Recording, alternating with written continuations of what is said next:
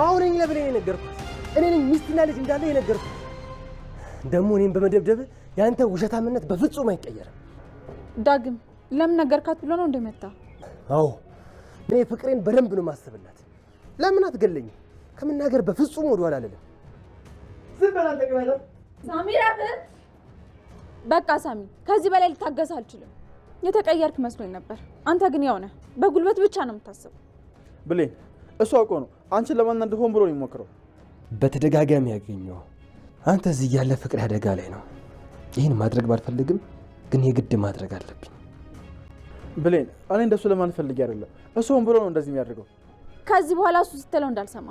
እሱ የምትለው ሰው ተራ ሰው አይደለም፣ የልቤ ሰው ነው። ተናደድኩበት እንጂ መቼም ልጠለው አልችልም። አሁንም ቢሆን ወደዋለሁ። ይኸውልህ ሳሚ ውሸት ቢሆንም ባይሆንም ለኔ ምንም የሚፈይ ሳቶን በጭንቅላት አስብ እስኪ።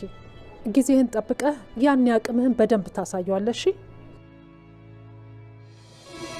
አፍጥነውጣልኝ። እየተፈራረቃችሁ ሰላሜን አትንሱ። ዳግም ውጣልኝ እያልኩ እኮ ነው። ምን አፍጠታኛለህ? ቆይ ታዲያ አውቆ ነው ብለሽ ካሰብሽ ለምን ጮሽበት? ለምንስ ተናገርሽው? ለሱ ብዬ ለሱ ብዬ? አዎ ለሱ ብዬ ነው። ተስፋ ቆርጦ ከዚህ ቤት እንደሄድ ካላደረኩኝ መቼም ቢሆን እዚህ ቤት በሰላም አይኖሩም። አንተ በኃይሉ እኔም ተጨምሬ እሱን ከማሰቃየት ውጭ ምንም ስራ የለንም። እኔ ደግሞ ሳሚ እንዲጎዳ አልፈልግም። ስለዚህ በእኔ ተስፋ መቁረጥ አለበት። ለሱ ብዬ እንጂ ሞኞኝ አይደለም። እሺ አሁንም ታስቢለታለሽ? ከዛም በላይ ይገባዋል። ነግሬሃለሁ፣ አትቅረበኝ ነው የምልህ። በዚህ ድንጋይ ነው ሻሎት የምበረቅሰው። በእጅ ሰበብ እንዳትሆን እንዳትጠጋኝ።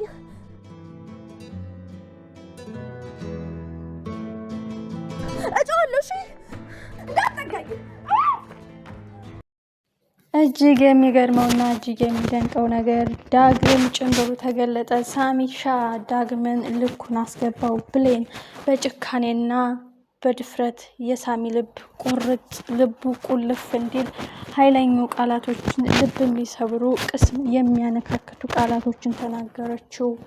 ጆ ቃልን አፈቀራት። ቃል በዳግም ፍቅር ስትንከራተት እሱ ለበቀር ሲውረገረግ ሁለቱ ሊገናኙ ነው። ሰላም የተከበራችሁና የተወደዳችሁ ውድ ቤተሰቦቼ ሰላማችሁ ይብዛልኝ። ተወዳጁ አደራ እጅግ የሚገርምና የሚደንቅ ነገር ተፈጠረ። እሱስ ምንድነው? እናያለን። ዳግም ተፈታትኖ ስሜቱን አጉል ነገር ተናግሮ ሳሚ ልክ አስገባው።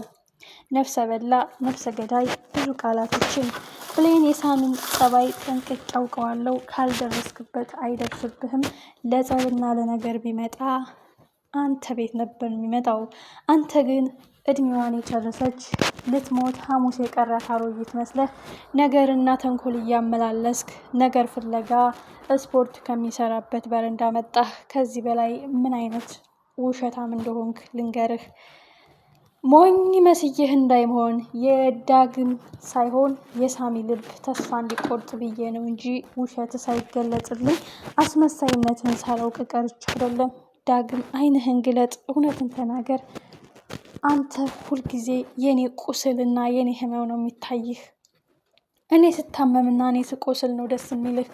እንደዛ ባይሆንማ ዳግም ከሳሚ ጋር ችግር ፈጥረህ አለበት ድረስ መተህ ድብድብ ባልገጠምክ ነበረ። መደባደብ ብትፈልግ ኑሮ አንተም ትደበድበው ነበረ። አንተ ግን እንደ ህፃን ልጅ ተጋድመ ተደበደብክለት። ይህ ማለት ምን ማለት መሰለህ? ይህ ማለት ሳሚሻ ጨካኝ ነው። የበፊት ጸባዩን አልተወውም። ዳግምን ግን ጨዋ ነው። ዝም ብሎ ተደበደበለት። ነገር የፈለገው ሳሚ ነው ብለህ እንዳምን ፈልግህ ነው።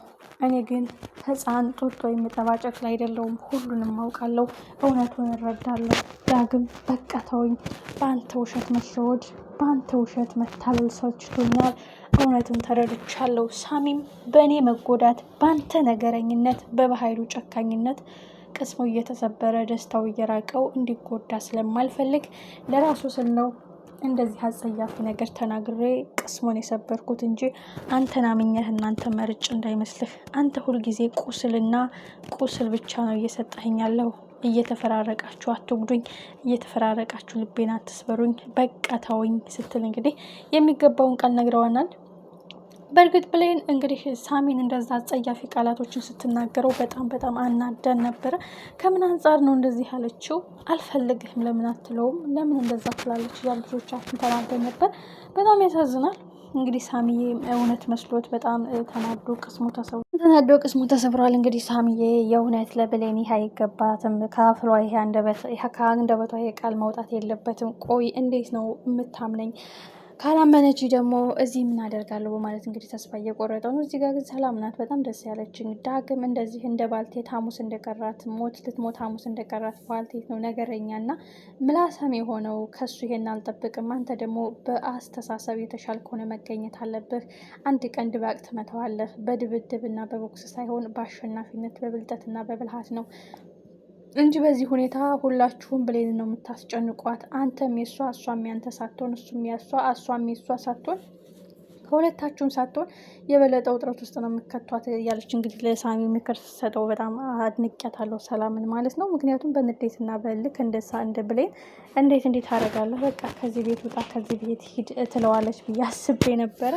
ለት አማራጭ ሳሚን መምከርና ሳሚን ማጽናናት፣ ሳሚ በቃ መልካም ነገር እንዲሰማው እንዳይረበሽ ጨክኖ እንዳይሄድ ምናምን እና በጣም ደስ ይላል የሰላም ምክር። ብሌንም እንግዲህ እንደዛ መጥፎ ቃላቶችን ስትናገር በጣም ያሳዝናል። አንዳንድ ጊዜ ለሚያልፍ ቀን የማያልፍ ቃላት ትናገር ይባላል እና ብሌን እንደ ቀልድ ነው ሳሚን እንደዚህ ያለችው፣ ግን ለሳሚ ልቡን ቁስል ነው ያደረገችው፣ ልቡን በሾህ ግት ነው ያደረገችው እና ለሱ ብላ እንዳይሰበር እንዳይጎዳ በየቀኑ ህመም እንዳይሰማው ጨክኖ እንዲሄድ ነው ፍላጎቷ። ግን ልቡን ያቆሰለ ቅስሙን የሰበረ ንግግር ነው የተናገረችው። ሳሚ ካሁን በኋላ እዚህ የመቀጠል ፍላጎት አለ የለውም የምናየው ጉዳይ ነው። ሜቢ በቃ አመሰግናለሁ ስላለው ነገር ስላሳለፈው ነገር ሁሉንም ብሎ እንግዲህ ትቷ ሲሄድ ውሸቴን እኮ ነው አንተ እንዳትጎዳ ብዬ ነው በማለት እንግዲህ ብሌን ከሳሚ ጋር ነው መሆን ያለባት። እውነቱን መገለጽ አለበት። ዳግምም በሰራው ድራማ በሰራው ውሸት ተጋልጦ ከብሌንም ሳይሆን ከማንም ሳይሆን ይህ ቅናቱና ይህ ክፋቱ ሜዳ ላይ መውደቅ አለበት። በቃ ለብሌን ዳግም አይገባት፣ ለብሌን ሳሚ ነው የሚገባት። የምር ማለት ነው። በእርግጥ መጀመሪያ የተፈቃቀሩት ሁለቱ ነው ሳለ መጀመሪያ በንዴትና በልክ ሁልጊዜ ያናደዳታል፣ ያቃጥላታል። ግን አሁን ለሳሚ ነው መሆን ያለባት፣ ብሌን ለሳሚ ነው መሆን ያለባት። ድምጻችን ይሰማ። ኤኒዌይ ደግሞ የሚገርመው ነገር እሾህን በሾህ የሚባለው ዳግምን ብሌንና ዳግም ሲጣሉ ቃል ብሌን እንግዲህ ዳግም ናፍቅረው ነበረ። እንግዲህ ፍቅርህን ልተው አልችልም ብሌን ብትልም ከልብ ያልፍቅህን ብትልም አሁን ደግሞ በእሷ ፍቅር ጠብ ያለ ሰው መጥቷል። እሱም ጆ ነው። ጆ እንግዲህ ሰው ማፍቀር ከጀመረ ክፋትና በቀሉን ትቶ ቆም ብሎ ሊያስብ ይችላል። በጊዜ ሂደት ሲመሽ ሲነጋ ስለ በኃይሉ የሆነ ነገር ሊሰማ ይችላል።